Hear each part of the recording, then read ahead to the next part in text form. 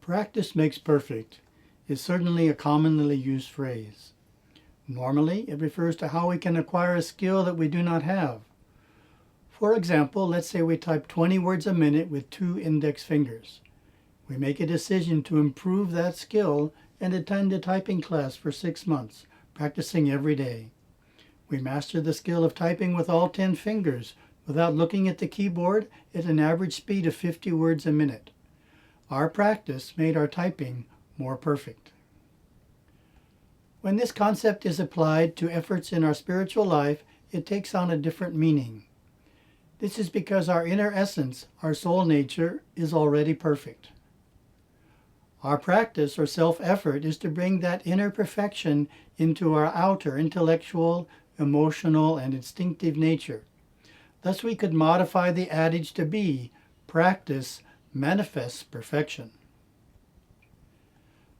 Swami Ranganathananda, 1908 to 2005, of the Ramakrishna Mutt and Mission, expressed this idea beautifully in an article we published in 1999 on medical ethics.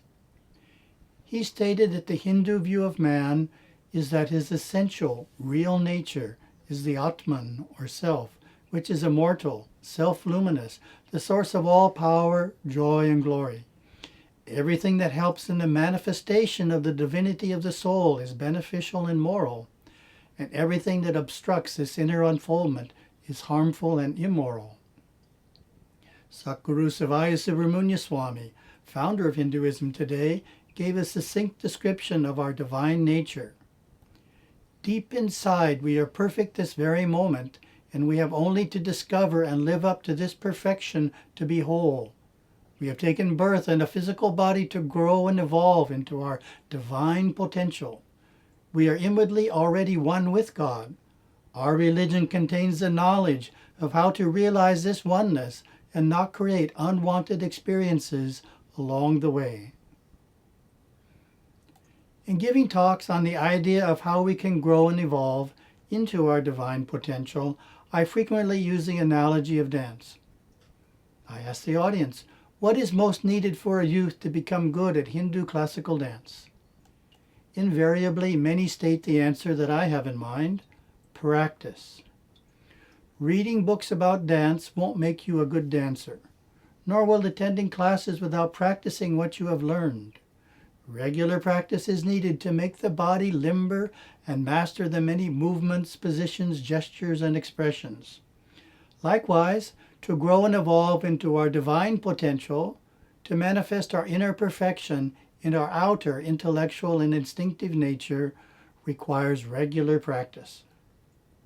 A core practice that I recommend focusing on first is daily worship in the home shrine, preferably before dawn. Every Hindu home should have a place of worship. It may be as simple as a shelf with pictures of God, or it can be an entire room dedicated to worship and meditation. Many families have a spiritual guide or guru and display his or her picture in the shrine. If you are living away from home, such as at a university, a single photo may have to do. In this sacred space, we light a lamp, ring a bell, and pray daily. The most devout hold a formal worship ritual, or Atmarta Puja. This regular daily worship is called Upasana. Residents go to the shrine for blessings before leaving for work or school. At other times, one may sit in the shrine to pray, chant the names of God, sing devotional songs, read from scripture, or meditate. The home shrine is also an excellent place to recenter oneself through prayer and reflection when emotionally upset. A second expression of Hindu worship is Utsava, holy days, observing the same day each week as a holy day and celebrating the major festival days through the year. On their weekly holy day, the family clean and decorate the home altar, attend a nearby temple, and observe a fast. To make such weekly visits practical, Hindus seek to live within a day's journey of a temple. Those who do not live close enough to a temple to visit weekly go as often as they can and do their best to attend the major festivals. The temple is a sacred building, revered as the home of God. This is because of its mystical architecture, consecration, and the continuous daily worship or puja performed thereafter. Puja is performed by qualified priests, invoking the deity by chanting Sanskrit verses from scripture and making successive offerings, which conclude with arati, the waving of an oil lamp in front of the deity while bells are rung loudly.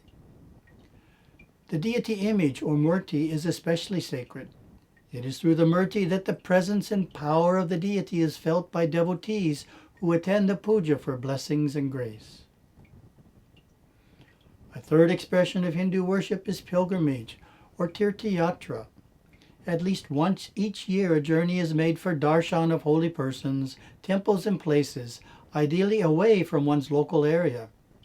During this sojourn, God, gods, and gurus become the singular focus of life. All worldly matters are set aside. Thus, pilgrimage provides a complete break from one's usual day-to-day concerns. Special prayers are kept in mind, and penance or some form of sacrifice is part of the process. Actually, the preparation is as important as the pilgrimage itself. In the days or weeks before a tirthayatra, devotees perform spiritual disciplines such as decreasing the intake of heavier foods while increasing lighter foods, fasting 1 day a week, reading from scripture each night before sleep, and on weekends doubling the time usually spent in religious practices. These three forms of worship, daily puja, holy days, and pilgrimage, help us to manifest our inner perfection and our outer nature. A fourth aspect of Hinduism that can be embraced as a core practice is Dharma, or virtuous living. Living an unselfish life of duty and good conduct, which includes atoning for misconduct. One learns to be selfless by thinking of others first, being respectful to parents, elders, and swamis, following divine law, especially ahimsa, which is mental, emotional, and physical non-injuriousness toward all beings. An important focus for upholding Dharma is to uphold the 10 ethical restraints, or yamas. The first restraint, ahimsa, is the foremost. The others are satya, truthfulness, asteya, non-stealing, brahmacharya, sexual purity, kshama, patience, dhritti, steadfastness, daya, compassion, arjava, honesty, straightforwardness, mitahara, moderate appetite, and vegetarianism, and shaucha, purity. Our fifth practice is the observance of traditional rites of passage called samskaras. At these crucial ceremonies, an individual receives the blessings of God, gods, guru, family, and community as he or she commences a new phase of life. The first major samskara is namakarana, the name-giving rite, which also marks formal entry into a particular sect of Hinduism. It is performed 11 to 41 days after birth. At this time, guardian devas are assigned to see the child through life. Annaprasana, the first feeding of solid food, is held at about 6 months. Vidyarambha marks the beginning of formal education, when a boy or girl ceremoniously writes the first letter of the alphabet in a tray of uncooked rice. Vivaha is the rite of marriage, and elaborate and joyous ceremony in which the homa fire is central. Antyeshti, the funeral rite, guiding a soul in its transition to inner worlds, includes preparation of the body, cremation, bone gathering, dispersal of ashes, and home purification. These 5 practices are referred to as the Pancha Nitya Karmas, 5 eternal practices by Satguru Bodhinatha, who notes, "We could say that they are an amalgam of all the counsel of the Vedas and Agamas to guide daily and yearly religious life. These 5 obligatory religious practices are simple and applicable for all. Study them and put them into practice in your own life. Upasana, worship, utsava, holy days, tirthayatra, pilgrimage, dharma, virtuous living, samskaras, sacraments. These 5 duties faithfully performed are powerful tools to help us grow and evolve into our divine potential. Many Hindus go one step further in their striving by receiving initiation, known as Diksha, from a qualified priest or guru. Mantra Diksha is the primary initiation, the empowerment of a specific mantra as a personal sadhana, and the assignment to chant it as a daily practice for a minimum number of repetitions, such as 108. A second Diksha is initiation to perform a specific form of puja and the commitment to perform it daily in the home shrine. In Hinduism, it is not enough to just be or to wait for grace. The most devout know that each life on earth is an opportunity for advancement and therefore take advantage of the many tools their faith provides. Following these 5 traditional observances brings forth, day by day, the perfection that lies waiting within each of us.